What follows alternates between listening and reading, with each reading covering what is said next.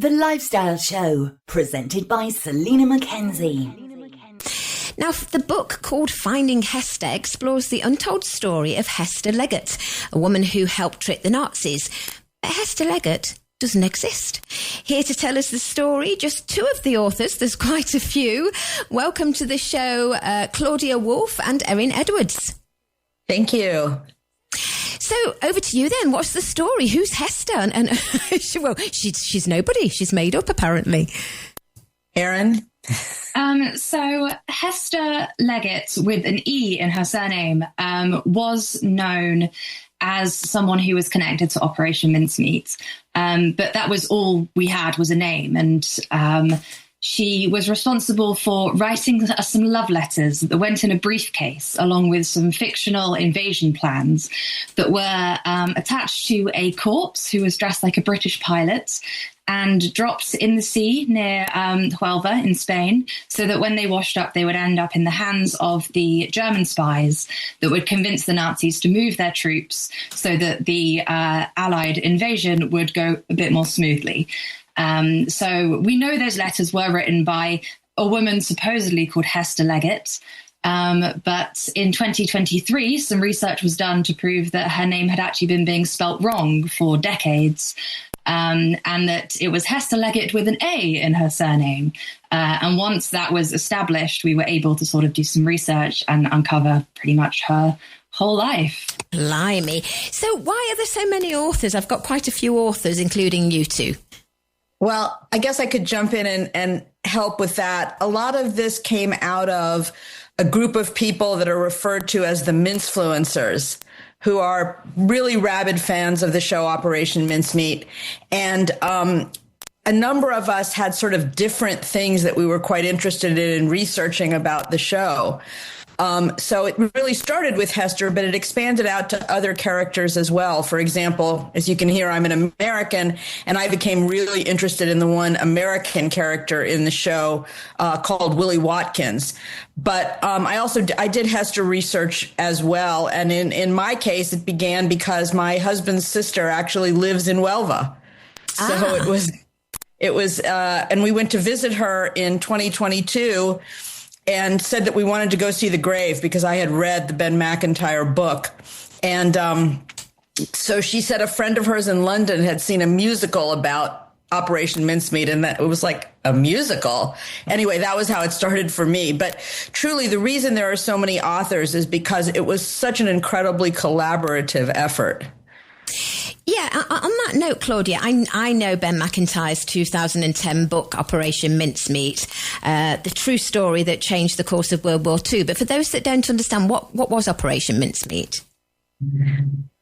Erin, you want to? So, yes, it was this plan to help with Operation Husky, which was the invasion of Sicily. And it was very clear at that point to the German forces that the Allied forces were going to invade through Italy, through that part of Europe.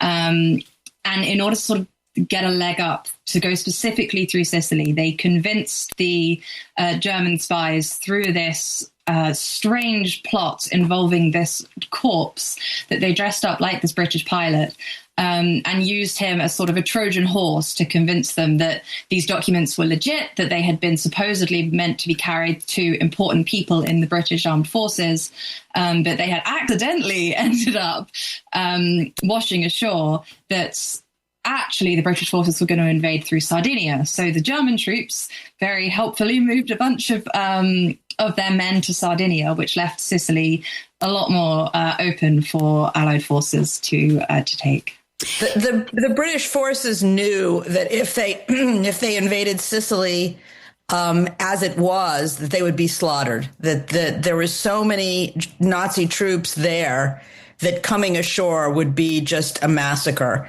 And so the goal of MI5 was find a way to misdirect them, find a way to get them to move their troops. And it turned out that this story, which seems completely unlikely and ridiculous, worked. Yeah, it's interesting because I looked up Hester on Wikipedia, and there's actually a photo of her, which I'm guessing isn't really her because she doesn't exist. So we did manage to find a photo of her in the end. It was one of the big goals of our research into uncovering who this woman really was that we wanted an image of her. And it was not easy. We ended up with 2 school photos that we're about 90% sure are Hester. We know Hester is in the group photograph, and we narrowed it down because we also researched her family members. So we have images of her brothers, and it was sort of some comparison of family features that led us to identifying one specific individual as Hester. Which we're hoping no one comes out of the woodwork and claims that that's actually their relative and we got it all wrong. Right. Yeah. And we had that one picture of her as a bridesmaid. Yes, there is a very grainy image of her from a newspaper that was then scanned in poor quality online. So we know that that figure is Hester, but you can't really kind of make out her features. And All you can make out are some rather bizarre 1920s style dresses. I'm sure, Yes. I'm sure.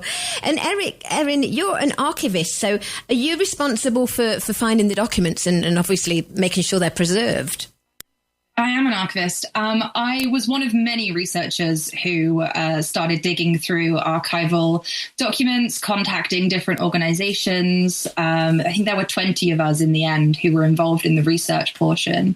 And it was reaching out to her school and then trying to track through her life. Different organizations had books that had been dedicated to her because she'd helped work on the sort of transcription process involved. So we kind of pieced her together through all of these different organizations. We went to the National Archives in London and got very lucky that Hester was sort of around at the perfect time and was of the perfect sort of social class that she had made an impact in these archives, that there was stuff to find. And because they'd been spelling her name wrong this whole time, no one had yet found it. So it was all there just kind of waiting for us, which was really lovely. Wow, wonderful. And one of the authors is a Welsh barrister. Is that coincidence or did he need to be sort of within the law to do this, to do the research? No, that was a complete coincidence. We are a really motley bunch of different jobs and different interests. And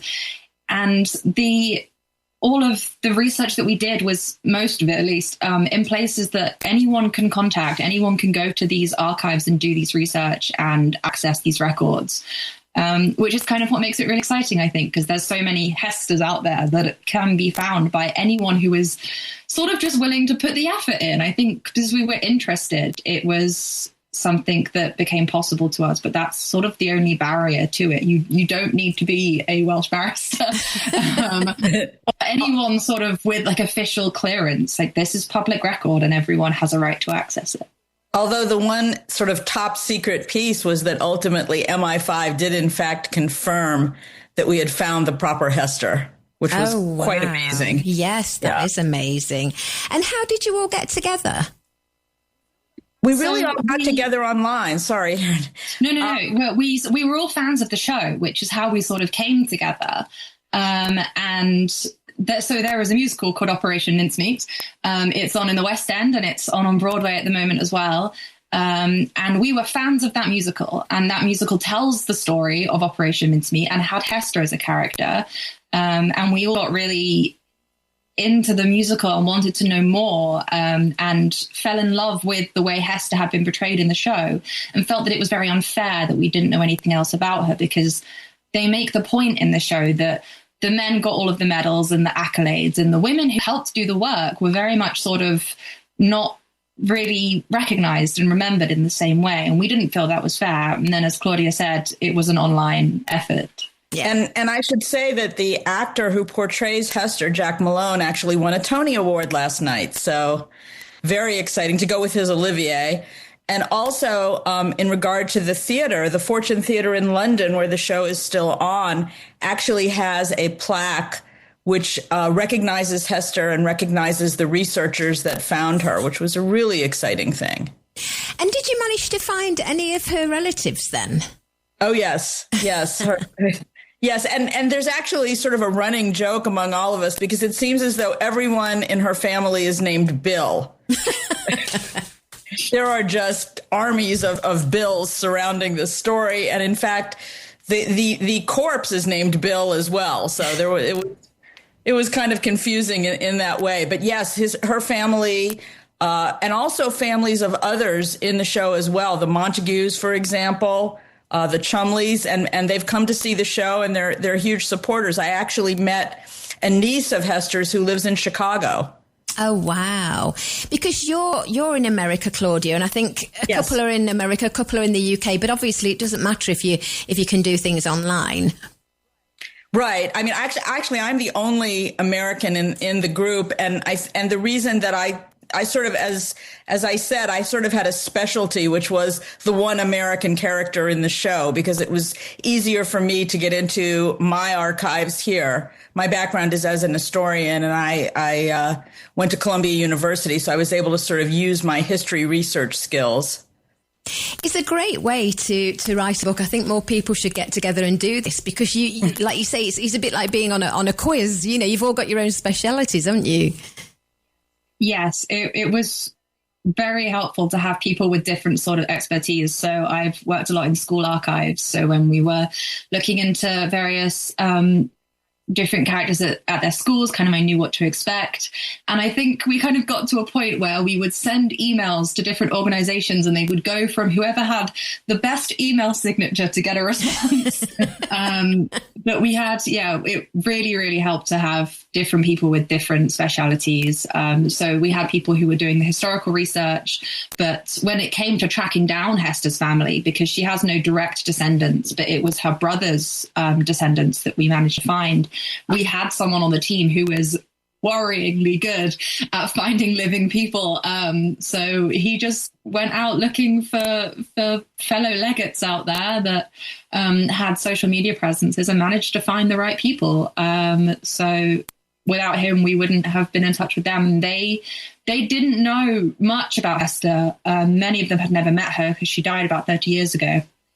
And they unfortunately also have no photographs, but they realized later on a box of her letters and her diaries that very lovingly provided to us and trusted us with. And we were able to have access to Hester's real love letters. So she wrote these fake love letters that helped secure the course of the war for us. And we have her real love letters that she wrote in World War II, which is kind of amazing. It is amazing. And it's I mean, you must have thought all your Christmases had come at once then when you got this box. Yeah, it was like Hester herself knew what we would be doing and put together the perfect box for us, because it also had her diary from 1943, which was the year of Operation Mincemeat. Oh my So we know exactly what she was doing that year. That is wonderful. And exciting too, and lots of camaraderie between you all, I would imagine, writing this. No question. I mean, several of us have met, and a lot of, obviously everyone in the UK has met. We have a dinner coming in a few weeks. I'm going to England. We're all going to get together and celebrate the book. And we've really become great friends, I think. It's been a really fun journey also to get to know people who are from such different walks of life, but had one goal. Yeah, I think it's wonderful. And what's next? Do you think you'll be writing another book together? I don't know about together. Erin has another book. Oh, sorry. I am an author, so I will be writing another book. But I don't know. We were very much galvanized by finding Hester.